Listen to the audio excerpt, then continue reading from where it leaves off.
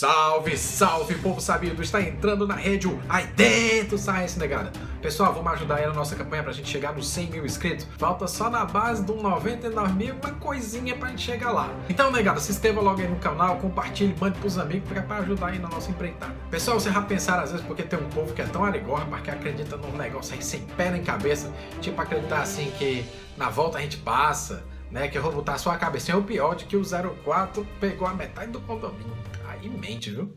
Então, pessoal, na edição de hoje a gente vai tentar entender essas crenças toda doida, né? E para isso, a gente vai pegar as teorias do neurobiólogo Michel Gazzaniga e associar também com aquele filme. Ô, filme bom, rapaz, filme bom. Ilha do Medo, grande filme. Solta a vinheta aí, barriga de pim emborcada.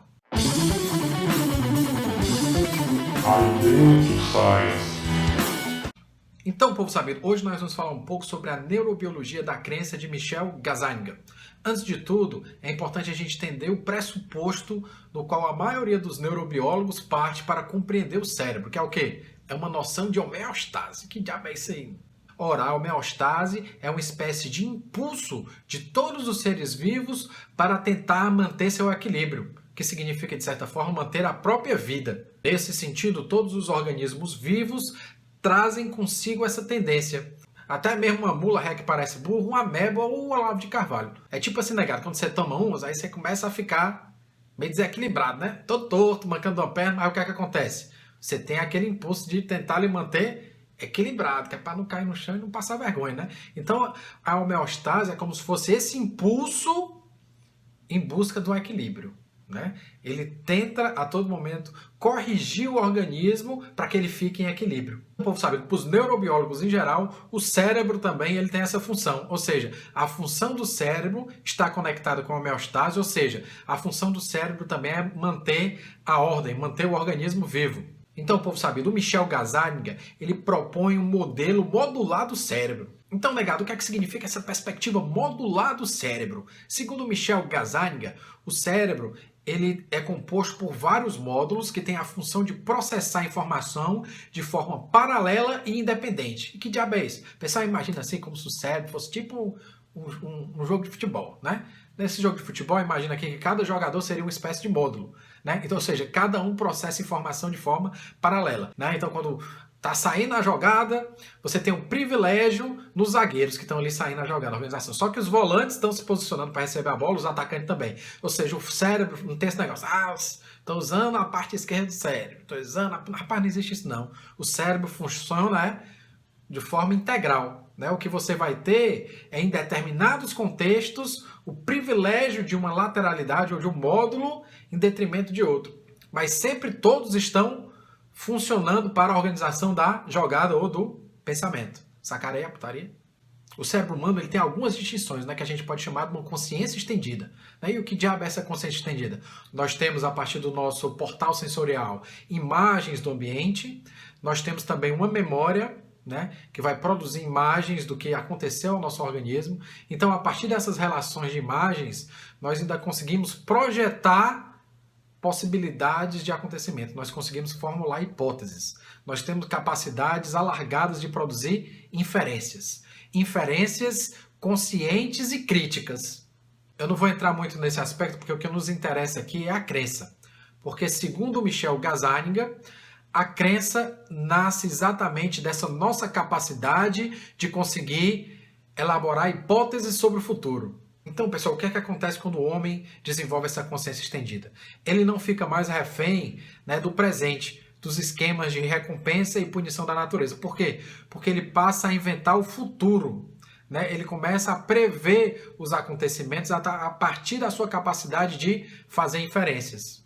Como agora o futuro é uma coisa que ele se preocupa, ele precisa então o quê? Que esse futuro tenha uma ordem. Ele não pode ser caótico. Por quê? Porque o nosso organismo não se dá bem com o caos. Ele precisa de estabilidade, ele precisa de ordem. Então, a crença é exatamente essa nossa disposição, né, a acreditar numa determinada ordenação do futuro. Né? Quando você vai pegar um avião, o que acontece? Você acredita que o bicho vai voar. Então, o seu futuro está de boa. Vou voar ali, mas quase não cai. Às vezes cai, né? Mas tudo bem. Você começa a acompanhar a declaração do presidente lá da Jordânia. Aí o que acontece?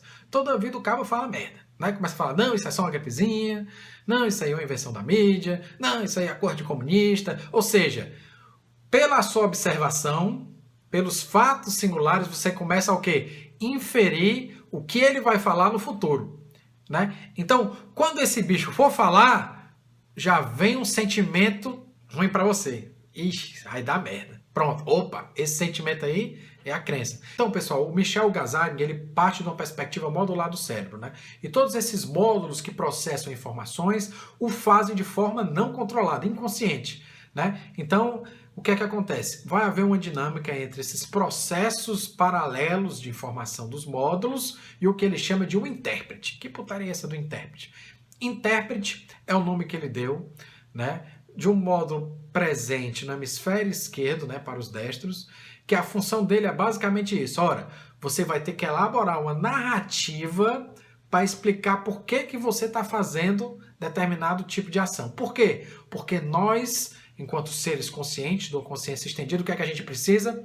A gente precisa de ordem, a gente precisa de sentido, a gente precisa entender por que a gente está fazendo determinado tipo de ação. Né? E aí a crença fundamenta isso. Então, nesse sentido, nós temos uma conexão entre um tipo de relação, um tipo de inferência que prevê o futuro, a crença que fundamenta, né, essa inferência e um dispositivo verbal que vai dar sentido, vai construir uma narrativa para esse determinado tipo de inferência. Por que eu estou seguindo esse determinado político e não estou seguindo o outro? Né? E aí que a gente tem que entender que esses módulos, né, esses módulos são afetados por quê? Por emoções, também por valores. Então, muitas vezes, você segue um determinado cara não tanto pela fórmula de inferência a ele, mas porque ele compartilha dos valores que você compartilha. Então, povo sabido, há uma relação dinâmica, portanto, entre os módulos de processamento não controlados, inconscientes do cérebro, a formação da crença, as fórmulas que estão vinculadas a essa crença e o intérprete que elabora uma narrativa verbal que dá sentido a um determinado comportamento. A experiência que ele demonstra lá no livro dele é o seguinte: a negada diz que é contra bullying, não, bullying é bom pai, né? E outra negada diz, não, bullying é massa, não tem problema não. Aí o que acontece? Essas pessoas, elas trazem consigo crenças diferentes. Uma acredita que é paia, né? Aí sempre conectado com o valor, a crença, o bullying é paia. E por outro lado, a negada que diz que o bullying é mó limpeza, né? Aí o que acontece? Fizeram uma série de questionamentos que levaram essas pessoas a ter uma maior conscientização do que é ser bullying, né? Do que é o bullying, né? Aí o que aconteceu? A negada que se dizia contra o bullying, por perceber que nesses testes tinham comportamentos que eram bullying, o que é que eles fizeram? Eles flexibilizaram a sua crença, flexibilizaram também o argumento que está relacionado ao que é bullying. Ah, eu só sou contra bullying quando o bullying é muito pesado, entendeu? Então a dissonância cognitiva é exatamente essa tensão que se forma a partir desses módulos de processamento não consciente, a crença e o comportamento. Ou seja, há uma disjunção entre aquilo que você acredita e aquilo que você faz. E aí o que é que você tem que fazer? Ou você muda aquilo que você acredita para aceitar aquilo que você faz, ou você muda o que você faz e também muda aquilo que você acredita. Muda o seu esquema de crença. Vai para outra forma. E o Gazzaniga disse que isso é muito difícil, né? Então, para saber, você teria, portanto, modos diferentes de avaliar a sua crença, né? Ou seja, de lidar com essa dissonância cognitiva, de resolver esse impasse. Por um lado, você tem, por exemplo, a narrativa científica, né? A narrativa científica já é uma produção de uma crença extremamente rigorosa, no qual você passa por hipóteses, depois você conecta hipóteses com dedução, com conhecimento estabelecido. Depois o que é que você faz? Você testa essas hipóteses. Depois que você testou essas hipóteses e que você viu que essa hipótese faz sentido, isso vai para uma discussão na comunidade científica, né? Então, nesse sentido, a formação de uma crença científica é uma formação extremamente rigorosa. Então, povo sabido, o Gazzaniga vai falar de alguns aspectos que são importantes para a formação de uma crença religiosa. O primeiro aspecto é um controle externo dos neófitos, da negada que está incorporando a crença, né? Não pode ficar olhando negócio de ciência, negócio de sei o quê, porque vai problematizar a crença. Então não pode não, negada. Tem que ficar ali só no culto e nos grupos de WhatsApp da igreja, porque senão a crença pode ser problematizada. Então, esse controle, ele evita uma dissonância cognitiva entre a crença e o acontecimento, né? Se o cabo vê que tem um monte de teoria científica que explica o homem a partir da evolução e não a partir de um piscar de olho de Deus que criou tudo em 7 dias, né? Então, isso aí já vai gerar o quê? Uma dissonância cognitiva entre o comportamento e a crença. Então, o que é que faz? Não, isso aí, você não deve olhar isso aí não, que isso aí é outra coisa, né? Veja só o que Deus diz, que é o que está na Bíblia, né? E isso faz com que você mantenha a sua crença firme. Outro aspecto muito importante para compreender a crença religiosa é o que o Gazzaniga chama de o raciocínio mágico. Ó. E o que diabo é esse raciocínio mágico? Então é exatamente desenvolver uma tolerância para esses aspectos que são falaciosos, que são contraditórios e que às vezes não fazem sentido. Por quê? Porque, sobretudo no começo, quando nós desenvolvemos essa nossa consciência estendida, nós não tínhamos conhecimento sobre o mundo, né? E como a gente não tinha conhecimento sobre o mundo, então a gente tinha que aceitar narrativas que não faziam muito sentido. Por quê? Porque a gente precisa da ordem. Né? Então, nesse sentido, a gente aceita esse raciocínio falacioso, por quê? Porque a gente tem a necessidade de ordenar o mundo. É por isso que o Gazzaniga diz que a crença religiosa foi tão importante. Por quê? Porque universalmente ela conseguiu dar uma ordem para o mundo sem que o homem tenha nenhum conhecimento sistemático de nada. Por exemplo, você acha que um cara é cristão, né? Qual é a máxima do cristianismo? Ora, amai uns aos outros. Essa é a máxima. Essa é a fórmula máxima do cristianismo e que a crença está vinculada sobretudo a isso. Né? O que é que o pensamento mágico vai fazer? Ele vai começar a tolerar, né, contradições, vai tirar falácias para que essa crença nessa pessoa se perpetue, né? Não gera dissonância cognitiva e instabilidade. Então o que é que acontece? Aí, por exemplo, um cara que se diz cristão começa a dizer que vai matar os opositores. Aí depois o que é que ele faz? Ele diz que é a favor da tortura. Aí depois o cabo é homofóbico. Aí depois o cabo é misógino. E como é que você consegue manter a relação entre crença e o comportamento, que é totalmente distoante da crença e do que diz a fórmula principal da crença, que é amar uns aos outros? Aí como é que fica a mente do cabora? O cabo que tem esse raciocínio altamente mágico, ou seja, que tolera essas variações de comportamento, o que é que ele faz? Ora, ele vai abstraindo nas coisas e o intérprete inventa uma explicação. Tipo assim, ora, não dizem que pancada de amor não dói? Então tá aí, o cara tá torturando, mas tá torturando com amor. Vocês não estão entendendo o negócio. Então vamos recapitular, pessoal. Por um lado, nós temos esse processo não controlado, os módulos que processam a informação.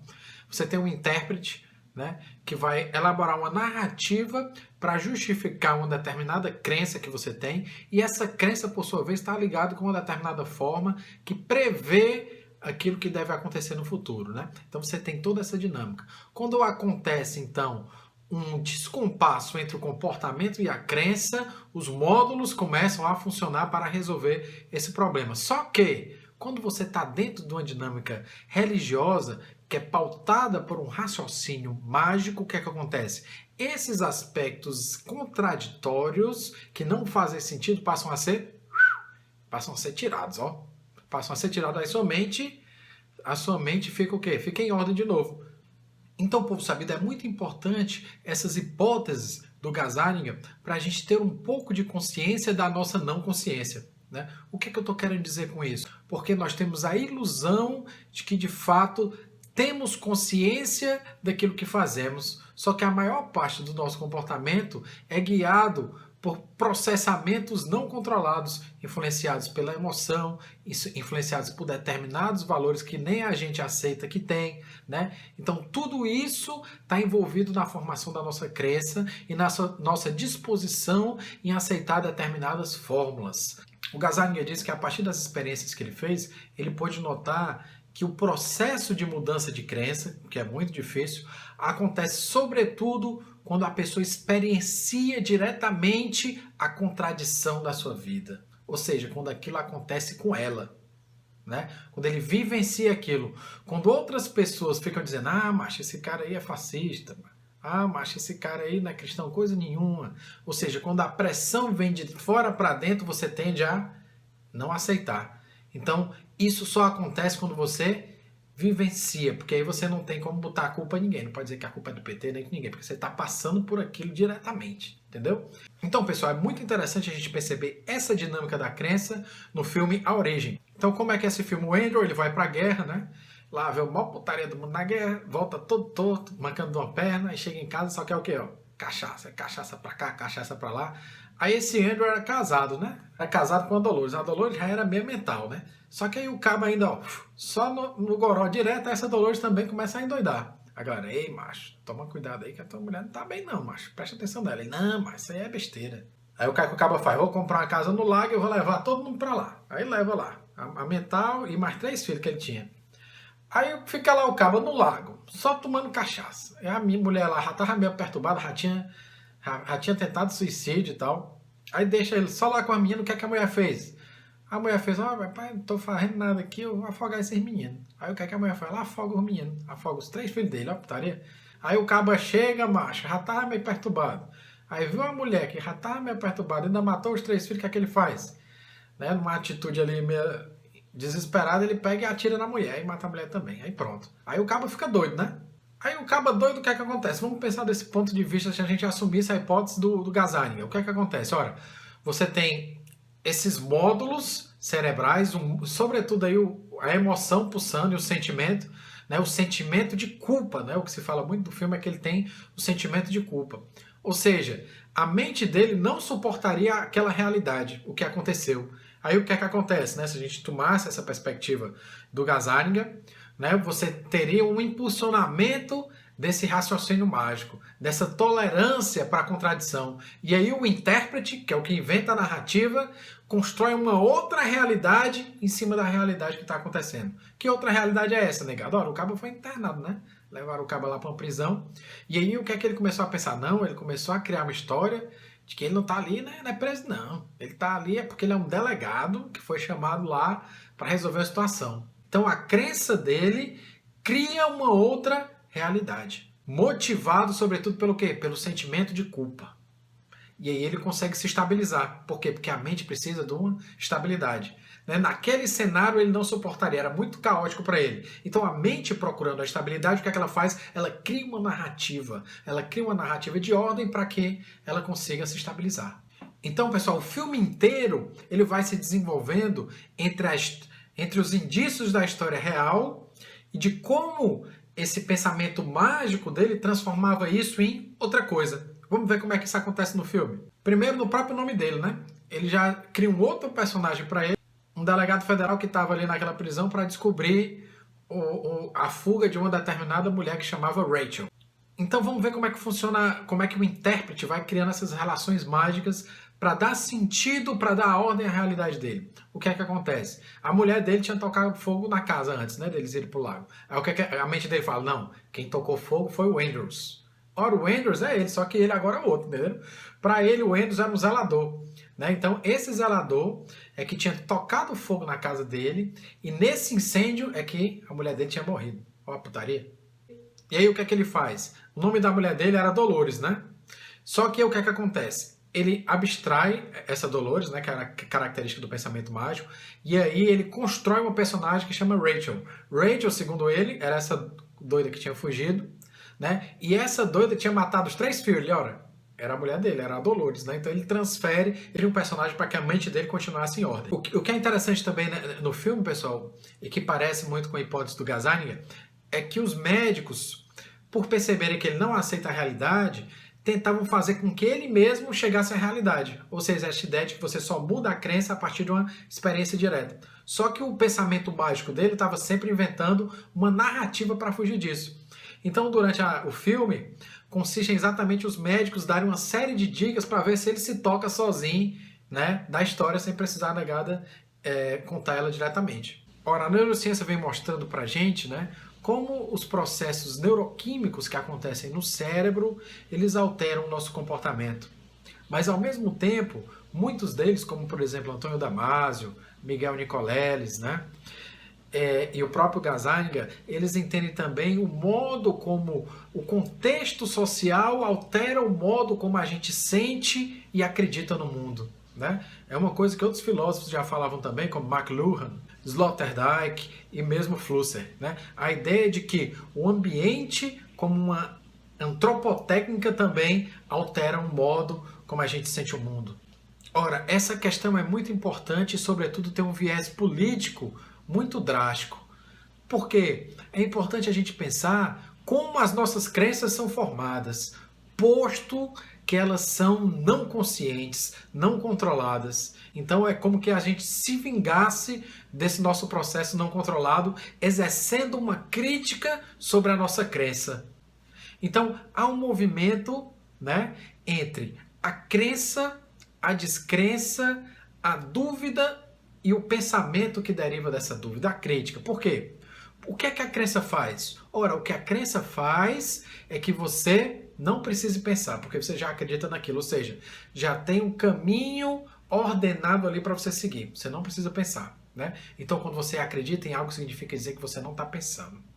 Daí a importância da dúvida, porque a dúvida é o que faz pensar.